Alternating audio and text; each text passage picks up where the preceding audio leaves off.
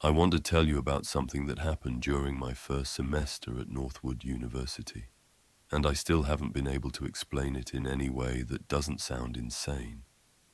I was 20 years old, commuting from a rented room in a neighborhood I didn't know, trying to balance night classes, a part-time job, and the kind of loneliness that comes from moving somewhere new and not knowing anyone.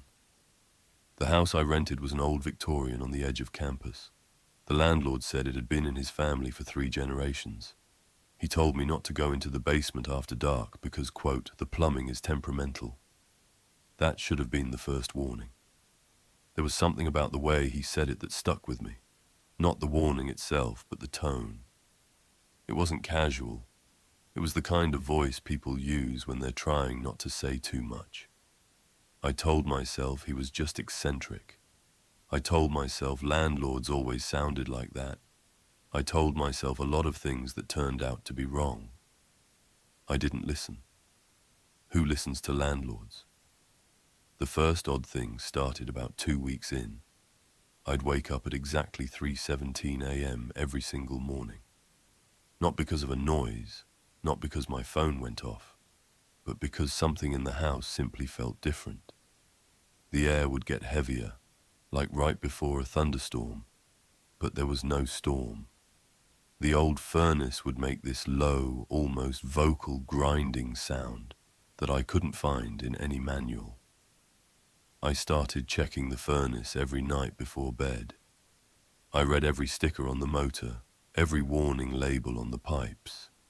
Nothing explained the sound. It wasn't mechanical. It was rhythmic, slow, like something breathing through metal. I started keeping a notebook, not a cool, creative notebook, just a beat-up thing where I wrote down every time that feeling changed. By the 3rd week, I had 6 pages. All of them just said, "Something is watching." By the 4th week, I stopped writing it down because I realized the notebook made it feel real. And if it was real, I'd have to do something about it. So instead, I just learned to sleep with the TV on. One night I came home after closing shift at the diner. It was 1:15 a.m. I remember checking my phone because the streetlight near the porch was out. My hand was shaking when I put the key in the lock because I could hear someone breathing inside the house. Not a voice, not a footstep, just breathing. Slow, steady, coming from the hallway. I stood there on the porch for almost a full minute, key still in the lock, listening. It was too regular to be the furnace, too quiet to be a neighbor, too close to be outside. I almost turned around. I should have turned around. Instead, I convinced myself it was the furnace again. I told myself I was tired. I told myself that hearing things was just stress. I told myself I was being ridiculous. I pushed the door open. The smell hit me first. Not rot, not mold, but something like wet wool and burnt sugar. That specific combination has stuck in my head ever since. The hallway light was on. I never leave the hallway light on. I stood in the doorway and listened. The breathing was clearer now. It was coming from the kitchen. I grabbed a knife from the block on the counter, but by the time I turned around, the sound had moved.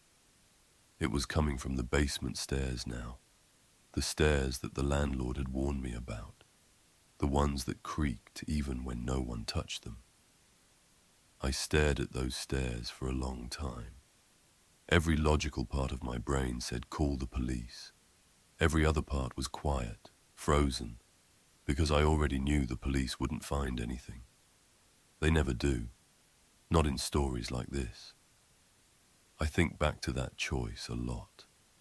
The choice to go down those stairs, not out of bravery, out of some stupid need to know.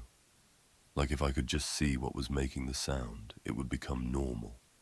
It would become explainable. I opened the basement door. The air smelled worse down there, damp and sour, like water that had been sitting too long in a pipe. The breathing was louder. I could hear it echo against the stone walls. I clicked on my phone flashlight and walked down. The basement was unfinished. Concrete floors, exposed pipes, wooden beams that looked older than the house itself. There was a workbench along the far wall with rusted tools scattered across it, and a single bulb hanging from the ceiling that flickered, even though the switch was clearly off. That's when I saw the chair. It was an old wooden chair in the middle of the room, placed exactly in the center. There was something sitting on it. A bundle of clothes, I thought at first. Maybe something the landlord had left behind. But when I moved closer, I realized it wasn't clothes. It was a blanket wrapped around something shaped like a person, stitched together in places with what looked like old copper wire. The breathing was coming from under that blanket. I should have run. Every instinct I have now tells me I should have run. But I stood there, frozen, while the thing under the blanket shifted. Not like a person shifting, like something trying to find air. And then, for one terrible second, I saw the fabric move as if something underneath was smiling. That's when the bulb exploded. The basement went completely black. The breathing got louder, so loud it filled my ears, and then it stopped. Not fading away, stopped all at once. I ran for the stairs. I remember tripping on something, maybe a pipe, maybe something else. I don't know. I got to the door, slammed it behind me, and bolted upstairs into my room. I locked the door, pushed the dresser in front of it, and sat on the floor until sunrise. The next morning, the basement door was locked. Not from the hallway side, from inside. The landlord came over and said the old lock must have clicked shut when I pulled the door. He said it happens sometimes. He said the basement doesn't open from the inside. Then he changed the subject and asked if I wanted to renew the lease. I did renew. Stupid, right? But I didn't have anywhere else to go, and I needed to finish the semester. After that night, everything changed. The breathing stopped. The 3:17 a.m. wake-up stopped. I thought maybe it was over. Maybe the house had done whatever it was going to do. But about 3 months later, I found a note in my bag. It wasn't there when I left for class in the morning, and it wasn't there when I came home at noon. The handwriting was mine, but I hadn't written it. It said, "I didn't like the way you looked at me." That's the part I still can't explain. The thing in the basement hadn't just left. It had taken something with it, something that looked like me, something that knew how I wrote. And now I wonder every single day whether I'm the one who came back up those stairs. I still live in the same city. I drive past that neighborhood sometimes when I'm on my way to visit my parents. I never turn down that street. Sometimes I play out what would have happened if I hadn't gone down those stairs, if I had left the door locked and walked away and never looked back. But curiosity isn't a rational thing. It's the part of you that wants to understand the things that hurt you. I haven't been able to sleep well since then. I leave lights on. I keep doors locked. I check the rooms upstairs twice before I go to bed, even though there's no basement in my new apartment. Habit is a hard thing to break. If you ever hear breathing in a house that shouldn't be there, believe it. Don't wait to see if it gets louder. Don't wait to find the source. Because once you see it, you can't unsee it. This story is true. At least, as true as any story can be when you're telling it to strangers on the internet. I wish I was making it up. I wish it had ended differently. But some doors, once opened, don't close the way you expect.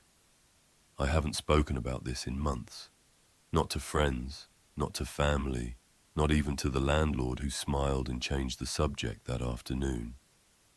Part of me still wants to believe it was just gas in the pipes, just stress, just a car engine outside.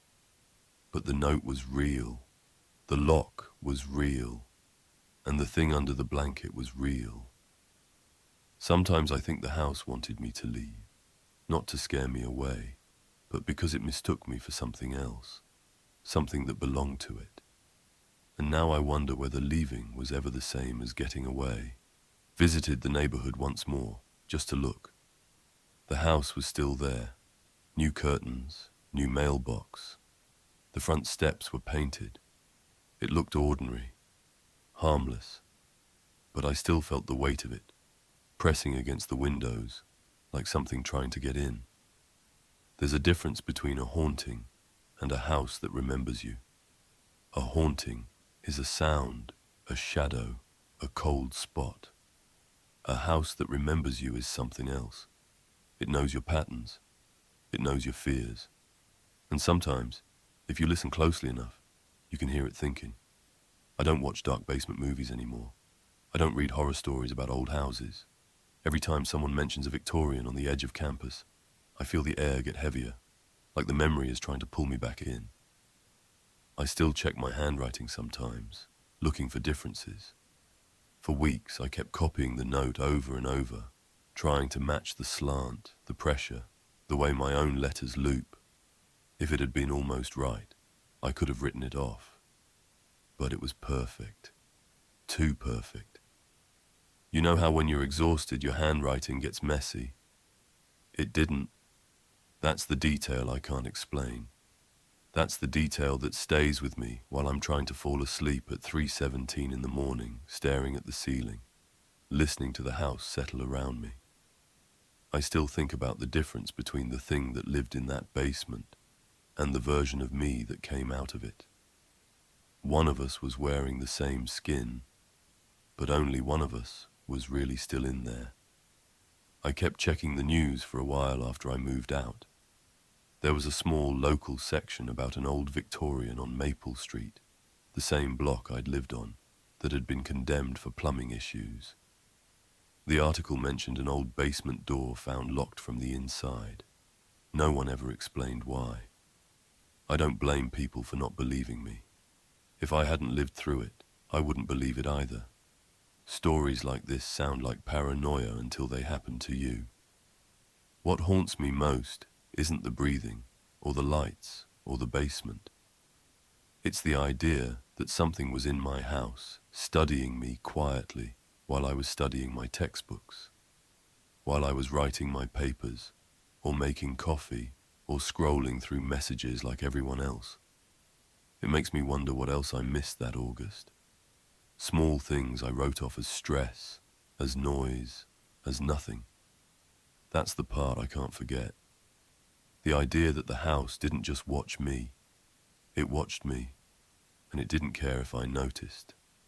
I stopped telling the story after a while because people would smile politely and change the subject, because friends would say I needed sleep, because my parents worried I was having some kind of breakdown. But you don't forget the feeling of a